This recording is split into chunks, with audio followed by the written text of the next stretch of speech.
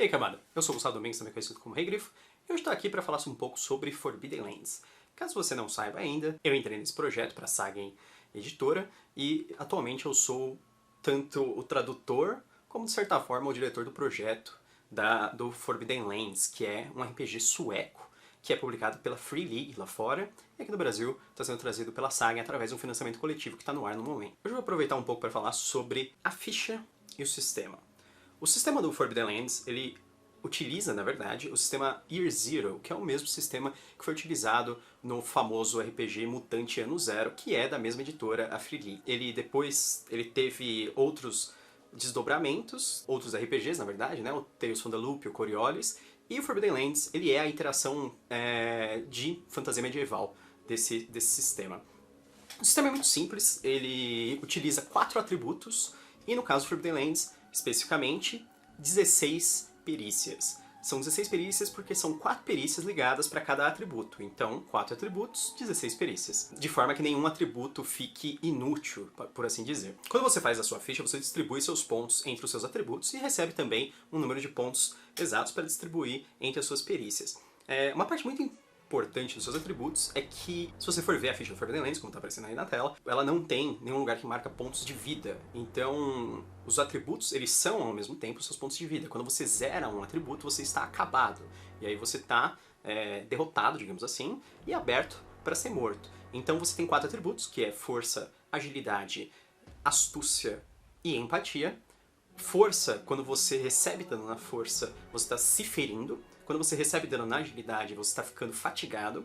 Quando você recebe dano na astúcia, você está ficando com medo ou confuso. E quando você recebe dano na empatia, você está ficando estressado. Então cada um dos atributos, quando ele é encerrado, tem um efeito. Porque quando você tá com a força acabada, você foi gravemente ferido, você recebe um ferimento grave, você faz uma rolagem na tabela de ferimentos graves e pode ter uma série de consequências dependendo do tipo de ferimento que você está recebendo. Se é um ferimento cortante, pode ser que você tenha algum membro decepado. Se é um ferimento esmagador, pode ser que você tenha um membro quebrado ou alguma coisa muito pior. Tipo, você pode morrer instantaneamente através da tabela de ferimentos graves, se você tiver muito azar. Mas azar é uma coisa que acompanha muitos jogadores de RPG, então tudo bem. Quando você zera a agilidade, você está fatigado ao ponto de estar exausto. Então quando você está acabado em relação à agilidade, você não consegue fazer mais nada. Você está no chão só respirando pesadamente e seu corpo não está respondendo. Quando você zera a sua astúcia, você teve um colapso mental. Então a astúcia também, quando você tem ela acabada, você também rola numa tabela de dano mental que pode ser permanente ou não. Ele pode ser só temporário ou pode ser terrível. Inclusive, um dos últimos efeitos do dano mental é você ter um ataque cardíaco. Então é possível no Forbidden Lands você morrer de ataque cardíaco. E por fim, quando você zera a empatia, quando a sua empatia é acabada, você tem um colapso nervoso. Aí ele pode ser de múltiplas formas, pode ser que você simplesmente fique catatônico assim, sem responder emocionalmente a nada ao seu redor, ou pode ser que você tenha uma explosão violenta, assim, não necessariamente violenta contra seus companheiros, mas você pode começar a quebrar as coisas ao seu redor, etc. Qualquer um dos atributos, você consegue recuperar ele sozinho se você não tiver a ponto de ter recebido um ferimento grave, por exemplo.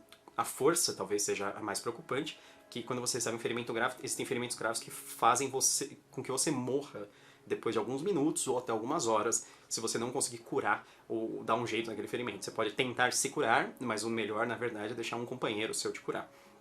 Mas se você for acabado e você não tiver recebido nenhuma coisa muito grave assim, por exemplo, às vezes quando você zera a força você pode só ficar atordoado ou coisa assim. Nesse caso você vai se recuperar sozinho. Então, dado o devido tempo, você já se recupera. A cura no jogo ela é muito fácil. Lógico que assim, a cura mágica é muito mais eficiente, por exemplo, mas a cura ela é fácil de aplicar. Você só precisa comer, beber e estar sempre em dia com as coisas normais que uma pessoa precisa, que você consegue se recuperar de todas as coisas. Então, assim, é fácil perder vida? Sim. É fácil você tomar dano nos atributos? Sim. Mas também é fácil você se recuperar. E todo teste que você faz sempre vai ser um teste de perícia. As perícias, elas compreendem tudo que existe no jogo. Você nunca vai fazer um teste apenas de um atributo, sabe? Um teste só de força ou só de agilidade. Por exemplo, normalmente um teste que em outros RPGs seria um teste só de agilidade, nesse caso você usa a perícia movimentação, que você vai somar com agilidade.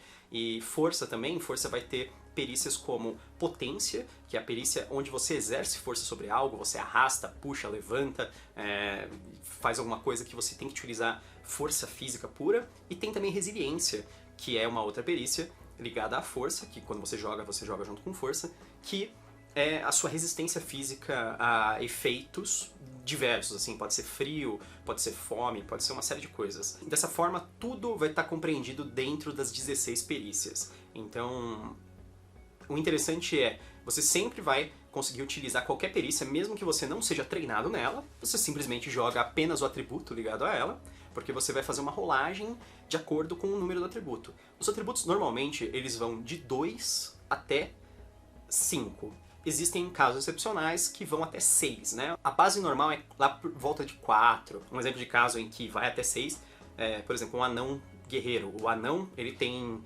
uma facilidade com força e a profissão guerreiro também tem facilidade com força, então essa combinação especial pode fazer com que esse personagem consiga um atributo até 6. Ele pode investir os pontos dele para ter o máximo possível do atributo. Uma coisa relevante é, durante o jogo, quando você ganha experiência e você investe para evoluir o seu personagem, você não consegue aumentar os seus atributos. Então, seus atributos iniciais do começo do jogo, quando você faz a ficha, vão ser os mesmos até o fim. Você só consegue investir em perícias e em talentos.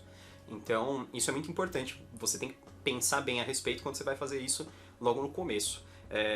Isso é uma grande diferença entre você fazer uns personagens que são jovem, adulto e velho. Porque o personagem velho, ele tem muito mais vantagens quando você vai ver logo de início. Porque o personagem velho, ele vai ter mais talentos e muito mais perícias, ele vai ser muito mais fácil de jogar no começo. Só que o personagem velho, ele vem com alguns atributos a menos, um pouco a menos, assim, 2 pontos a menos. Numa compensação direta, ele vai parecer sempre melhor. Só que, a longo prazo, o personagem jovem, ele vai manter aqueles atributos altos e ele pode ganhar as perícias dos talentos que o velho teria. Enquanto o velho, ele nunca vai poder aumentar novamente os atributos. Então essa é a grande diferença de você escolher a idade do personagem quando você faz a ficha. As perícias, elas vão governar tudo, então, inclusive os combates. Quando você faz um combate, quando você faz eu vou fazer um outro vídeo sobre combate, mais específico também, mas, por exemplo, quando você faz um ataque, você sempre vai estar usando 2 perícias diferentes para atacar. Então vai ser sempre ou luta ou pontaria. Luta para o combate corpo a corpo e pontaria para o combate à distância. E a maior parte das manobras de combate também vão utilizar as perícias. Por exemplo, você se esquivar, você usa a perícia movimentação. Você bloquear, você vai usar a perícia luta também. Você vai bloquear com escudo ou bloquear uma arma com a sua arma, você sempre vai utilizar essa manobra jogando um teste da perícia luta. E além de você escolher os seus atributos e as suas perícias, você também vai escolher os seus talentos. Então todo personagem, ele vai receber automaticamente um talento da ascendência, que seria a raça dele. Aí esse talento é sempre específico, fixo, você não escolhe, ele só tem a ver com a raça, só tem a ver com a ascendência específica. Se você é humano, você sempre recebe adaptável. Se você é anão, você sempre recebe bravura indômita e assim por diante. E aí quando você escolhe a sua profissão, a profissão ela tem 3 talentos específicos de cada profissão, e cada um desses talentos tem 3 níveis de talento. Todos os talentos dentro do Forbidden Lands têm 3 níveis de talentos, todos são talentos que evoluem, você pode melhorar o talento. Os talentos das profissões, no caso de profissões que usam magia, eles sempre estão ligados à magia, então os talentos do druida sempre estão ligados a utilizar as magias de druida, e os talentos do feiticeiro sempre estão ligados a usar as magias de feiticeiro. O feiticeiro, ele vai ser, acho que um dos únicos que vai ter mais de 3 opções de talento no início, porque são os caminhos de magia que ele pode escolher. Lá tem o caminho do sangue, o caminho da pedra, assim como o druida tem o caminho da cura e esse tipo de coisa. As outras profissões, elas vão ter talentos que usam manobras. Então, por exemplo, o ladino, para ele utilizar um ataque furtivo mortal, porque assim, ataque furtivo qualquer personagem consegue fazer.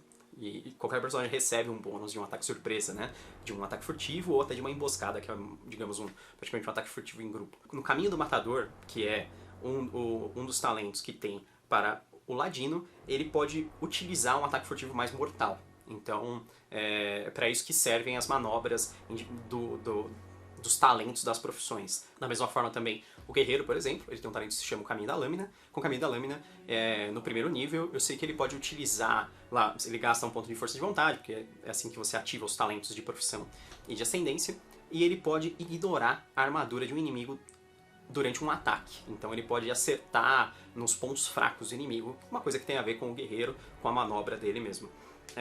E assim por diante. Tem diversos tipos de talento, diversas coisas que você pode fazer com eles. Além desses talentos específicos da profissão e da ascendência, você tem os talentos gerais. Os talentos gerais são o que trazem a maior parte das personalizações dos personagens. Em geral, os talentos gerais não precisam de pontos de força de vontade para serem ativados. Os talentos de profissão e os talentos de ascendência sempre precisam de pontos de força de vontade, que você vai ganhando durante o jogo. Em geral, quando você falha em testes e você toma dano em atributo e tal, você ganha pontos de força de vontade, e aí você gasta esses pontos de força de vontade para ativar, para usar magias, manobras, ou no caso das raças, para você usar alguma coisa que possa te ajudar, uma coisa especial, né? Mas no caso dos talentos gerais, não, eles são talentos que eles são perenes, eles sempre estão ali, eles sempre estão funcionando. Então tem talentos desde você ser mestre com algum tipo de arma, até você ser melhor em sobrevivência, em algum aspecto, pode ser melhor caçador, pode ser melhor pescador, pode ser N coisas, pode ser que você seja um melhor rastreador, um melhor desbravador, você encontra melhor o caminho quando vocês estão viajando.